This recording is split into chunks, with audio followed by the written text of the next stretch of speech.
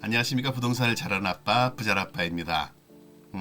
사람이 생존하는 데 필요한 의식 중에서 현대사회에서는 즉 주택에 대한 관심이 가장 높습니다.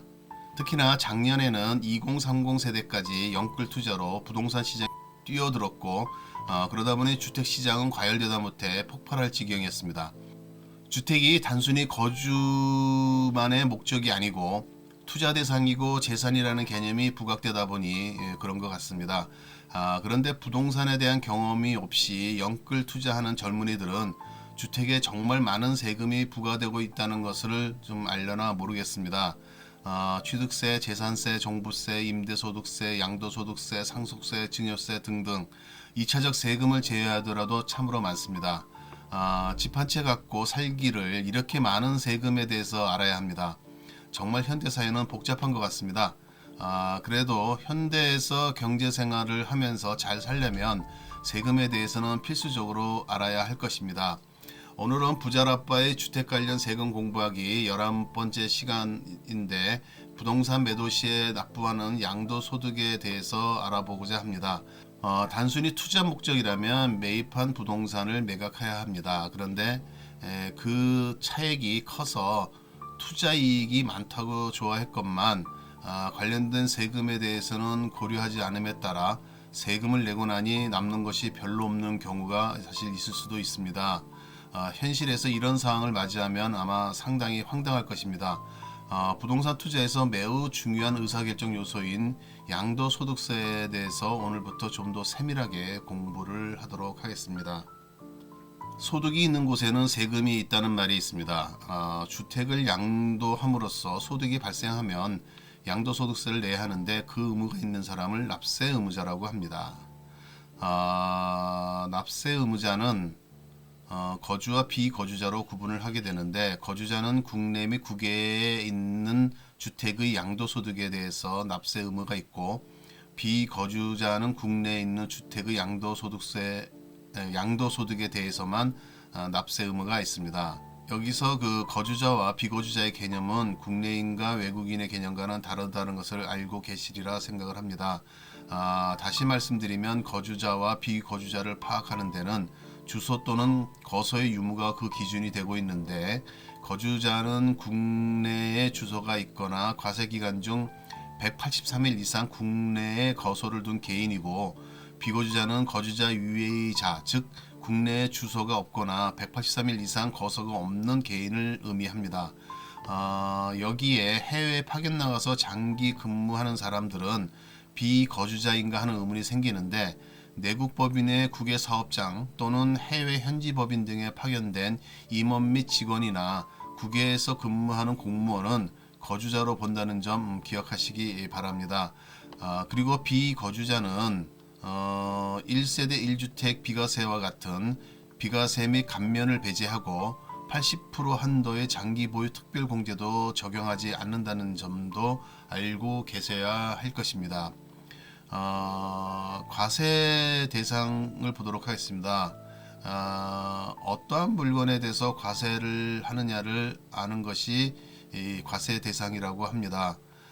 소득세법에서는 열거하는 토지, 건물 등에 대해서 등기 또는 등록과 관계없이 매도 및 교환 등을 통하여 유상으로 이전하는 경우에 모두 양도소득세 과세 대상이 되게 됩니다. 즉 양도소득세는 무언가를 양도하면서 발생하는 소득이므로 모두 과세 대상이라고 보는 것이 맞습니다. 소득이 있는 것에 세금이 있다고 하는데 우리나라의 국세청이 그리 만만한 존재가 아니라는 사실을 잊지 마시기 바랍니다. 그런데 오늘은 주택과 관련된 양도소득세에 대해서 공부를 하려고 하니 주택에 관련된 것만 집중을 하도록 하겠습니다. 소득세법 88조 7항에 보면 주택이란 허가 여부나 공부상의 용도 구분에 관계없이 사실상 주거용으로 사용하는 건물을 말하며 이 경우 그 용도가 분명하지 아니하면 공부상의 용도에 따른다고 되어 있습니다.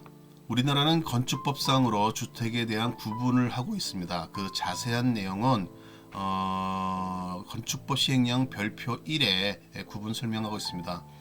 보시면 뭐 주택은 크게 단독주택과 공동주택으로 구분이 되고 단독주택은 다시 단독주택, 다중주택, 다가구주택 그리고 공간으로 분류되어 있으며 공동주택은 우리가 잘 알고 있는 아파트와 연립주택 그리고 다세대 주택과 기숙사로 구분되어 있습니다.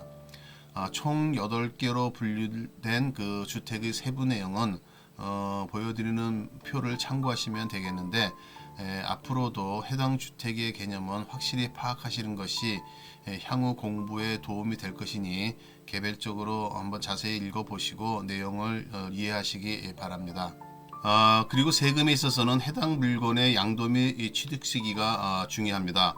워낙 우리나라의 세법은 규제 일변도의 변경이 많다 보니 그 시기를 잘못 파악하거나 하면 난감한 사항을 맞을 수도 있습니다. 그래서 주택의 양도 또는 취득 시기를 정확히 따져보고 세법상 유리한 날짜로 조정하는 것도 지혜라 볼 수 있을 것입니다. 주택의 양도 및 취득 시기를 판단하는 기준은 보여드리는 표와 같습니다. 간단히 살펴보면 대금 청산일이 분명한 경우 대금을 청산한 날이나 소유권 이전 등기 접수일이고 대금 청산일이 분명하지 않은 경우는 등기 접수일이 됩니다. 장기 할부 조건으로 취득한 경우는 소유권 이전 등기 접수일, 인도일 또는 사용 수익일 중 빠른 날로 합니다. 자기가 건설한 건축물은 사용승인서 교부일이 되고 사용승인서 교부일 전에 사실상 사용, 임시 사용 승인을 받은 경우에는 사실상 사용일 또는 임시 사용 승인을 받은 날 중 빠른 날이 되고 상속 및 증여는 상속 개시일과 증여 받은 날이 됩니다. 공익사업에 수용되는 경우는 대금을 청산한 날, 수용 개시일, 소유권 이전 등기 접수일 중 빠른 날이 되며 완성 또는 확정되지 않은 경우에는 대금을 청산한 날까지 목적물이 완성 또는 확정되지 않은 경우 그 목적물이 완성 또는 확정된 날을 취득 시기로 보게 됩니다. 그 외에도 표에는 안 나와 있는데 경매에 의해서 주택을 취득하는 경우에는 경락인이 매각 조건에 의하여 경매 대금을 완납한 날이 취득의 시기가 되고 잔금을 어음이나 기타 이에 준하는 증서로 받은 경우에는 어음 등의 결제일이 그 자산의 잔금 청산일이 됩니다. 또한 매매 계약서 등에 기재된 잔금 지급 약정일보다 앞당기거나 또는 늦게 잔금을 받는 경우에는 실제로 받은 날이 잔금 청산일이 되며 잔금을 소비대차로 변경하는 경우에는 소비대차로의 변경일을 잔금 청산일로 한다는 것도 알아두시기 바랍니다. 보유세인 재산세나 종부세와 달리 양도소득세는 신고 납부를 해야 합니다.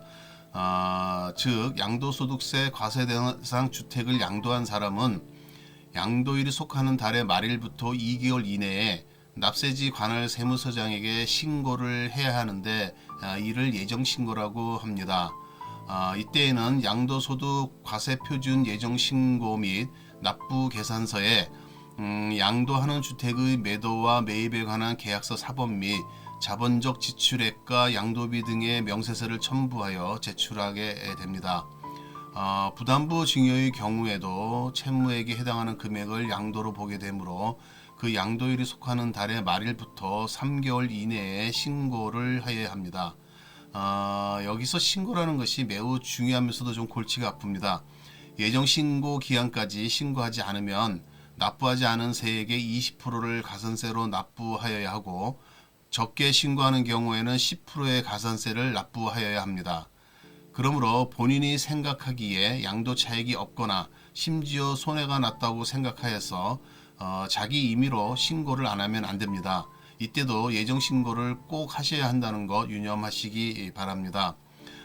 이렇게 해당 과세 기간에 양도소득이 있는 사람은 양도소득 과세표준을 그 과세기간의 다음 연도 5월 1일부터 5월 31일까지 양도소득 과세표준 확정신고 및 납부계산서에 양도하는 주택의 매도 및 매입에 관한 계약서 4번, 자본적 지출액과 양도비 등의 명세서를 첨부하여 납세지 관할 세무서장에게 신고하는 것을 확정 신고라고 합니다. 통상 예정 신고를 한 사람은 확정 신고를 안 할 수도 있지만 확정 신고가 필요한 경우에는 해당 과세 기간이 과세 표준이 없거나 양도 차선이 있는 경우에도 신고를 해야 합니다. 이러한 확정 신고가 필요한 경우는 같은 연도의 누진세율 적용 대상 주택에 대한 예정 신고를 2회 이상 한 사람이 이미 신고한 양도소득 금액과 합산하여 신고하지 아니한 경우, 같은 연도에 2회 이상 양도한 주택 중 감면 소득 금액이 있어 처음 신고한 양도소득 산출세액이 달라지는 경우, 같은 연도의 주택을 2회 이상 양도하고 산출세액을 비교 과세하여 처음 신고한 양도소득 산출세액이 달라지는 경우 등입니다. 그리고 이 확정 신고도 신고 기한까지 하지 않으면 예정 신고 때와 동일하게 가산세가 적용되니 주의해야 합니다. 이상과 같이 그 양도소득세의 납세 의무자부터 납부까지의 프로세스를 간단히 살펴보았습니다. 그런데 사실 양도소득세는 잘 계산하는 것이 중요합니다. 양도소득세는 정부에서 계산해서 부과하는 세금이 아니고 양도자가 계산해서 신고하여 납부하는 세금이기 때문입니다. 자칫 잘못 계산하면 성실히 세금을 납부했음에도 납부 불성실 가산세를 낼 수도 있습니다. 만약 본인이 내야 할 양도소득세가 내용이 복잡하거나 금액이 크면 세무사를 고용해서 하는 것이 바람직합니다. 세법이 하도 바뀌어서 확실하게 그 세금 계산이 되지 못하는 경우가 많기 때문입니다. 아는 것이 힘이고 아는 것이 돈입니다. 다음 시간에는 양도소득세액을 계산하는 것을 좀 다뤄볼까 합니다. 금액이 크거나 복잡한 것 같으면 세무사를 시키는 것이 바람직하긴 하지만 그럼에도 불구하고 양도소득세를 계산하는 로직을 제대로 이해하는 것이 도움이 될 것입니다. 로직을 이해해야 세무사를 시킬 때도 제대로 판단을 할 수 있을 것입니다. 다음 시간에도 계속 관심 가지시고 구독해 주시기 바랍니다. 구독 신청을 하시면 새롭게 업로딩 할 때마다 바로바로 알려드리니 따끈따끈한 동영상을 보실 수 있을 것입니다. 또한 구독 신청과 댓글은 저에게 힘을 줍니다. 감사합니다.